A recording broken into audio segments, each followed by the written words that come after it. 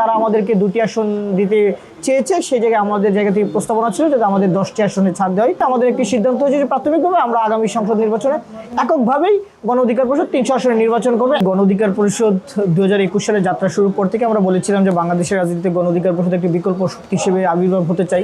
সেরূপে গণ অধিকার পরিষদ আওয়ামী লীগের সময় নানান ধরনের প্রলোভন থাকার পরে কিন্তু আমরা আওয়ামী লীগের সাথে আপোষ করি নাই, বরং নানান ধরনের প্রলোভনকে উপেক্ষা করে, হামলা জেল জুলুমকে উপেক্ষা করে আমরা কিন্তু আমাদের যে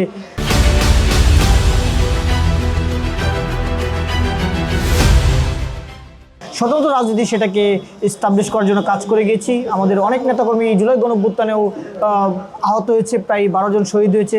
আমরা কিন্তু আমাদের যে আপোষহীন চরিত্র থেকে কখনো বিচ্যুতি হয়নি। আমরা বিএনপির সাথে যুগপৎ আন্দোলন ছিলাম, দীর্ঘদিন যাবত তাদের সাথে আমাদের একটি সম্পর্ক ছিল, কিন্তু তাদের সাথে নির্বাচনের বিষয়ে এখন পর্যন্ত কোনো সমঝোতা হয় নাই। তাদের সাথে নির্বাচনের বিষয়ে বিভিন্ন সময় যে আলাপ আলোচনা হয়েছে, সবশেষ আলোচনায় তারা আমাদেরকে 2টি আসন দিতে চেয়েছে, সেই জায়গায় আমাদের জায়গা থেকে প্রস্তাবনা ছিল যাতে আমাদের 10টি আসনে ছাড় দেওয়া হয়। সেই বিষয়টি এখনও মীমাংসা হয়নি, ফলে আমরা এখন পর্যন্ত বিএনপি জুটে যাওয়ার বিষয়ে কোনো চূড়ান্ত সিদ্ধান্ত নেয়নি।